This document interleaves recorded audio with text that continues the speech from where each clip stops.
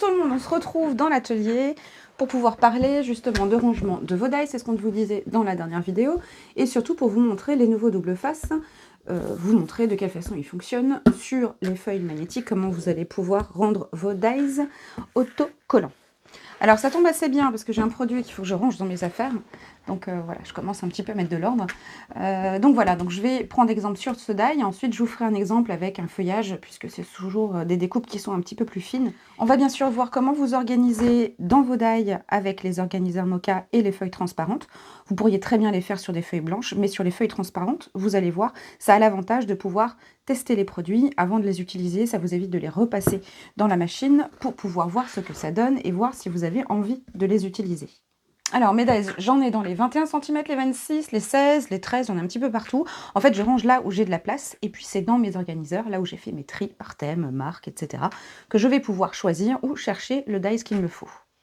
Alors, les feuilles transparentes, déjà, on les a sur format A4. On les a plus proposées en version A5, A6, A7, etc., puisque c'est toujours sympa d'avoir son petit stock d'A4 et puis de pouvoir les découper en fonction de ses besoins. Je rappelle, pour découper les feuilles A4, donc là, je vais faire un format A5. La lame, c'est toujours du bas vers le haut et non pas l'inverse. Comme ça, le bas vers le haut, la feuille reste bien maintenue ici sur le petit rebord et donc vous n'aurez pas de risque de glisser. Alors bien sûr, vous tenez un peu plus ici la réglette et vous allez pouvoir faire des A5. Voilà. Je peux même me permettre de faire du A6.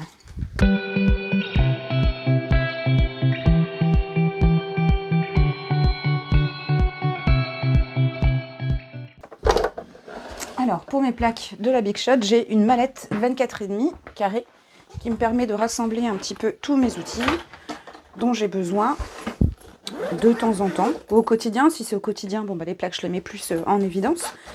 Par contre, si je découpe de temps en temps, inutile de les avoir près de moi. Ça va m'embarrasser au quotidien. Alors, je vais prendre aussi des chutes de papier.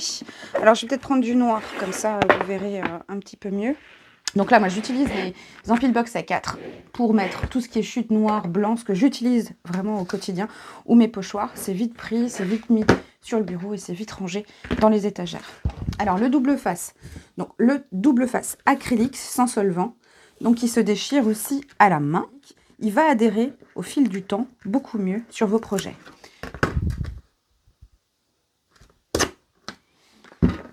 Donc, qui se déchire très facilement et qui se déchire à la main, bien sûr, aussi. Hein. Mais là, je m'aide d'un outil droit pour pouvoir avoir des découpes droites sur mon papier.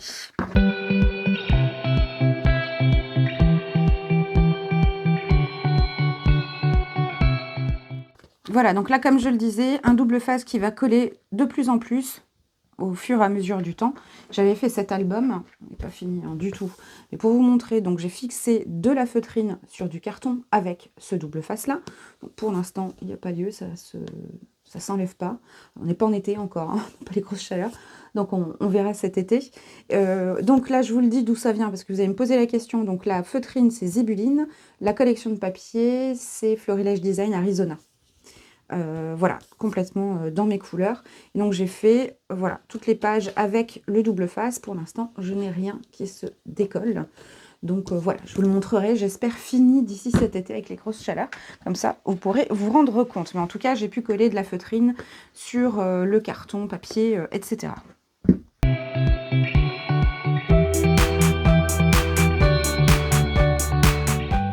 Alors j'ai passé qu'une fois, comme ça vous verrez en passant une fois.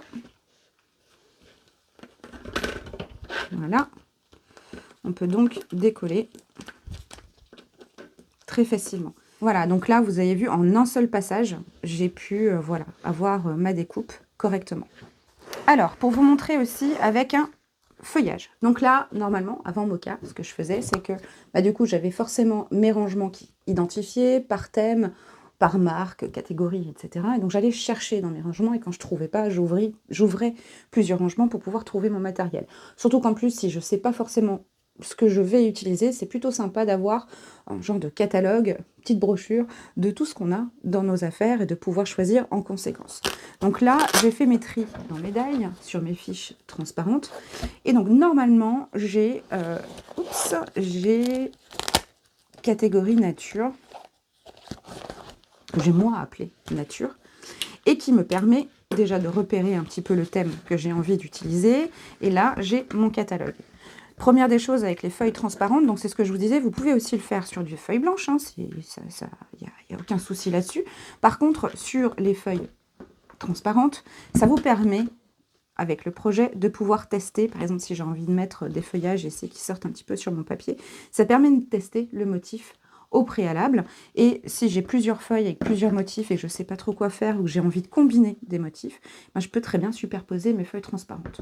Donc là, on va tester un motif assez... On va faire celui-ci. Donc, je sais tout de suite où il est. C'est dans la 11 bleue.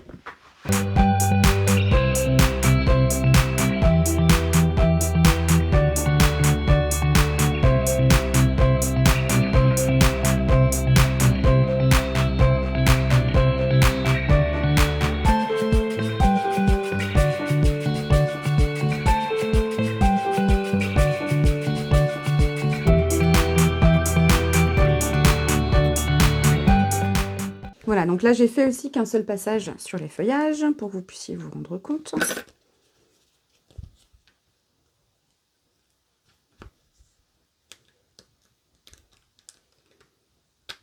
Voilà, donc motif est sorti et je peux le coller très facilement sur ma feuille transparente. Du coup, je peux aussi le tester dans ce sens-là et je peux aussi le tester dans ce sens-là. Recto ou verso. Tant qu'il n'y a pas d'écriture, je peux tester un motif dans un sens ou dans l'autre. Et donc là, pour le motif à l'envers, il suffit de faire différemment, de prendre... Donc ça découpe.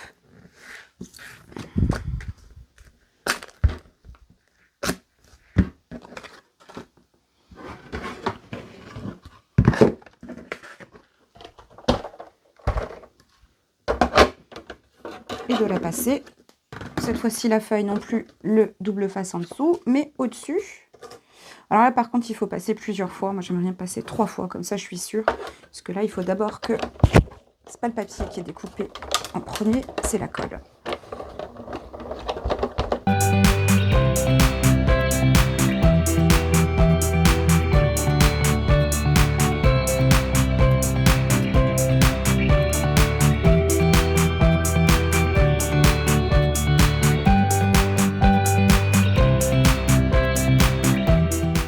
Voilà, et donc vous avez les deux motifs en miroir. Alors là, je vais juste préparer mon rangement pour celui-ci. Alors, est-ce qu'il vaut mieux avoir les losanges? Petite question, surtout qu'en plus, là, je vais peut-être pas forcément faire ça. Je vais laisser...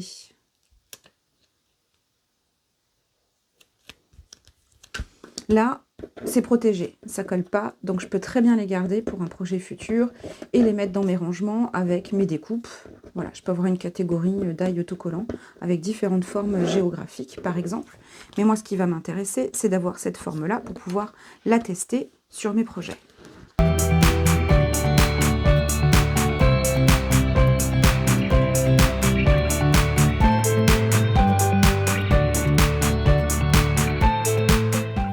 Ok. Donc maintenant, ça me permet, par exemple, si je veux faire ressortir quelques motifs de mon papier sur la découpe, je peux très bien tester. Ou alors, si j'ai des tampons texte, par exemple, je peux très bien sortir la fiche de tampon dans Mocha avec mes textes et je peux tout simplement voir quels textes vont bien contenir dans les petites alvéoles. Maintenant, où ranger mes die? Donc celui-ci, celle-ci, je vais la remettre dans la 26, ici. Je crois qu'elle est pleine, donc je ne prête pas la place dans celui-ci. Ou peut-être que si, tiens, comme ça, ça vous montrera qu'on peut avoir un peu d'aise dans les boîtes. Mais par contre, quand on a besoin de place, ça nous permet quand même, voilà, de les mettre bien ensemble et de gagner encore un petit peu de place.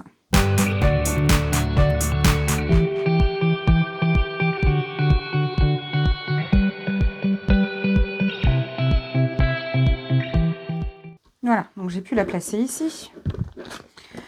Donc on est sur la 11 bleu. Donc je vais noter 11 bleu ici. Donc là je vais mettre le 11 bleu. Dans mon organiseur, je vais chercher dans quelle catégorie je vais pouvoir la mettre. Je crois que j'ai des formes. Oui, formes. Ici. Vous voyez, j'ai ce genre de choses à l'intérieur. Là, je suis en format A5. J'ai un format A6 ici, mais rien ne m'empêche de mettre du A5 et du A6 ensemble. Et puis, à un moment donné, quand j'aurai assez d'A6, je pourrai les mettre dans une pochette A6, par exemple. Et donc là, j'ai aussi une boîte A4 dans lesquelles je peux mettre, par exemple, tout ce qui va me servir pour faire mes fiches Mocha. Donc, j'ai des feuilles transparentes, des feuilles A4 blanches, etc. Je peux très bien me faire un petit endroit en pillbox A4 où j'ai ce qu'il me faut pour mon organisation, pour Mocha. Donc voilà, ça fait une petite piqûre de rappel. Et en même temps, vous avez vu le principe aussi très important de dire qu'on ne cherche plus dans ses rangements, on cherche dans son organiseur. C'est là-dedans qu'on va faire ses tris, qu'on va pouvoir s'organiser en fonction de nos habitudes. On ne passe plus de temps à déplacer le matériel dans nos rangements parce qu'ils ne suivent pas le thème ou la catégorie. Non, on donne des numéros au rangement, on range là où il y a de la place et ensuite on se réfère à Mocha. Il suivra, on va ranger les nouveautés aussi tampons. Donc on fera encore une petite piqûre de rappel avec les tampons. Donc on va aussi faire une petite vidéo tout de suite après qui va vous montrer un petit peu les chutes de feuilles magnétiques que l'on a. Donc on en avait parlé à un moment donné l'année dernière et vous nous aviez dit que ça vous intéressait aussi de pouvoir avoir des chutes de feuilles magnétiques parce que vous ne les utilisez pas forcément dans les clipbox avec le format qui s'impose.